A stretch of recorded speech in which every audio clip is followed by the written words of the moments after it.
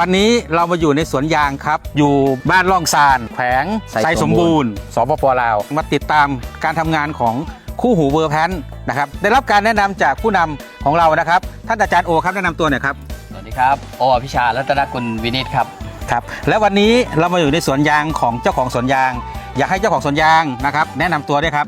ครับเจ้าสบายดีเนาะค่อยซื้ออายุงเนาะอยู่ที่ลองซานแข่งใส่สมบูรณ์อยู่แขวงไทยสมบูรณ์เนาะเจ้านะครับวันนี้เราเดินทางมานะครับมาดูสวนยางของอายงนะครับอายงปลูกยางมาแล้วกี่ปีครับประมาณ21ปีเพราะว่าปี2004มาครับ21ปีเนาะจำนวนกี่ไร่ครับที่ปลูกก็ประมาณ17เฮกตาร์17เฮกตาร์นะครับก็คือประมาณ130กว่าไร่นะครับก่อนหน้านี้ที่ปลูกยางเนี่ยอายงเจอปัญหาอะไรบ้างครับก่อนที่เขามาปลูกยางเนาะหลังจากที่ได้กรีดมีอายุการ10 ปีแล้วเขากรีดได้ประมาณ3 ปีแล้วจะมีอาการแบบว่าต้นมันจะตายติดกันแล้วก็ตายแห้งตายนึ่งประมาณนั้นแล้วอายงหาวิธีการแก้ปัญหาไหมก่อนที่จะรู้จักกับคู่หูเวอร์แพนก่อนจะมาฮู้จักก็คือเคยใส่มาก่อนเคยใส่สินค้าจากท้องตลาดเนาะก็คือเขาก็บ่ฮู้ว่าซิงเกิลไหนเนาะแต่ว่าเขาก็บ่ฮู้ว่ามีตัวตนหรือบ่มีเนาะแต่ว่าเขาใส่ไปโดยที่ว่าเขาอยากได้น้ำยางครับใช้แล้วมาดูแลแล้วเป็นไงบ้างระยะเวลาที่เราเป็นช่วงเวลาเขาใส่ก็คือมันจะรีดแต่น้ำยางเนาะก็คือมันจะบ่ได้ช่วยเขาแบบว่าให้ต้นยางของเขาเนี่ยมันดีขึ้นคือเวลาเราใช้เนี่ยผลิตภัณฑ์ตามท้องตลาดที่อายงเคยซื้อคือเวลาตอนใช้เนี่ยมันก็โอเคอยู่แมนแต่พอเราใช้ไปสักระยะหนึ่งมันการตอบรับมันเริ่มไม่มีปัญหาโจทย์ยังไงครับอันที่บ่ตอบโจทย์ก็คือแบบว่าเวลาที่เขายูไซเวลาเขายูไซสินค้าตัวนั้นก็คือเฮ็ดให้น้ำยางมันบ่ไหลปกติแล้วก็โดนไปแล้วก็เกิดอาการที่ว่าน้ำยางที่มันบ่ออกเลยไม่ออกปั๊บเราก็ต้องเปลี่ยนตัวใหม่หรืออย่างนี้หรือเปล่าครับเขาก็เปลี่ยนตัวใหม่เปลี่ยนไปเปลี่ยนมาโดยที่ว่าจนช่วง3 ปีหลังนี้เนาะ3 ปีหลังนี้ก็คือเขาก็เคยได้ซอกหาเชี่ยวชาญเข้ามาบึงเพื่อจะมาดูแลเนาะมาดูแลส่วนของเขาแม่นละแต่ว่าเข้ามาแล้วเพิ่นก็เข้ามาในช่วงระยะหนึ่งเขาก็จ้างเข้ามาเนาะเอาก็ว่าเขามีต้นอย่างที่มันตายแล้วมันตายติดอยู่สินะเขาแก้ไขบ่ตกแล้วเขาอยากให้ขอเพิ่นมาช่วยไม่อย่างนะแล้วเขาก็เลยล้มกับเพิ่นก็เข้ามาแต่ว่าเขาก็สิบ่ว่าเป็นสังกัดใดเนาะแต่ว่าหลังจากเพิ่นเข้ามาแล้วเพิ่นก็มาเบิ่งต้นอย่างของเขาเนาะเขาก็เอาสินค้าของเขาแหละไม่ให้เขาเนาะแล้วเพราะว่าเขาก็ให้เขาไปประมาณ10 ปลายกว่าล้านเนาะที่ว่าให้เขามาเบิ่งนะเขามาเบิ่งแล้วถ้าดูแลได้ก็คือเขาจะไปดูแลได้ของส่วนของผู้อื่นแต่ว่าเวลาหลังจากที่เขาเข้ามาแล้วเขาก็เอาดินเขาไปเทสแล้วเขาแค่บอกว่าดินเขาเป็นกรดแล้วก็เลยไปเลยก็ระบบมาเลยเนาะไปมันเลยแก้ยังไงก็ไม่บอกละไม่บอกแล้วไม่บอกแล้วนะครับเอาอะไรนะเอาของมาขายให้แล้วบอกว่าดินเราเป็นกรดนะครับแล้วก็กลับไปแก้ยังไงไม่บอกละทีนี้อย่างนี้ครับเขาถามอาจารย์โอนะครับอาจารย์โอได้รู้จักกับพี่ยงแล้วยังไงครับได้มาแนะนำกันก็ได้รู้จักที่นครหลวงเวียงจันทร์ครับทีนี้พอเรื่องของธุรกิจเฉยๆตอนแรกแต่ทีนี้พอได้คุยกันไปคุยกันมาปรากฏว่ายงเนี่ยกับปะยิงเนี่ยเป็นเจ้าของสวนยางพาราที่ถ้าเป็น100 กว่าไร่นะครับก็เลยบอกว่าเจอปัญหาอะไรไหมนะที่ประเทศไทยเนี่ยก็คือคนที่ชาวสวนยางก็มีปัญหาคล้ายๆกันน้ำยางไม่ไหลตายนึ่งแล้วปัญหาเยอะก็เลยแนะนำว่าลองใช้เวอร์แพนดูสิ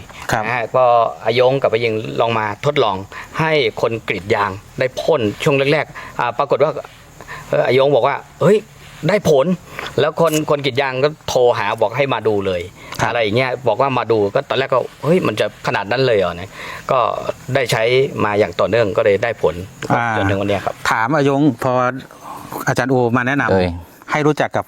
คู่หูเวอร์แพนเราเริ่มใช้เดือนไหนครับใช้เดือน8ก็คือเดือนสิงหา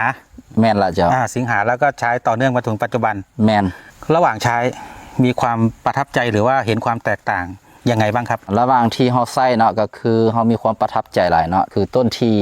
ต้นอย่างที่มันมีอาการที่ว่าตายมันก็บ่ถึงว่าขนาดว่าตายแต่ว่ามันแบบเปลือกมันนั่นหน้ามันตายแตกแล้วก็เฮ็ดให้แบบหน้าอย่างมันตายแล้วก็มันบ่มีบอลสีขีดแล้วก็คนงานของเขาเนาะเขาเอามีดไปกรีดนะก็คือมันบ่มีน้ำยางเลยและตอนนี้ก็คือกลับมามีน้ำยางแล้วเขาก็ดีใจหลายเนาะอันนี้ก็คือความประทับใจแรกเขาก็เลยตัดสินใจว่าช่วงนึงว่าจะตัดทิ่มเพราะว่าส่วนตัวนั้นก็คือเขาเคยกรีดมาแล้วเขาก็บ่ฮู้ว่ามันเกิดสาเหตุอย่างเกิดขึ้นแล้วเฮ็ดให้น้ำยางเกือบเบิด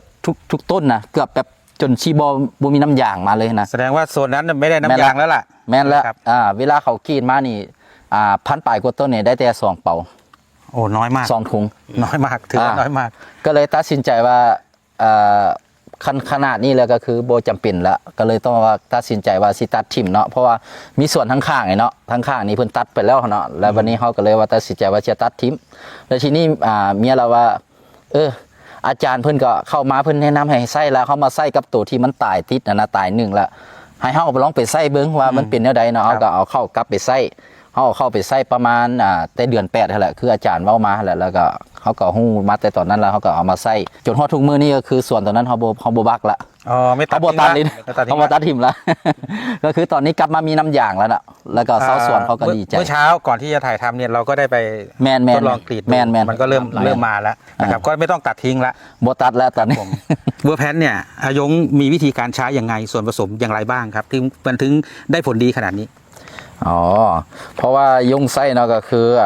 ไส้สุดคุ้งมหัศจรรย์ตัวนี้เนาะก็คือวิธีไส้ก็คือตัวไคโตซานก่อนเนาะก็คือไส้ผสมกับน้ำทุกเป่าก่อนแล้วก็เอาไปผสมแล้วก็สั้นๆแล้วก็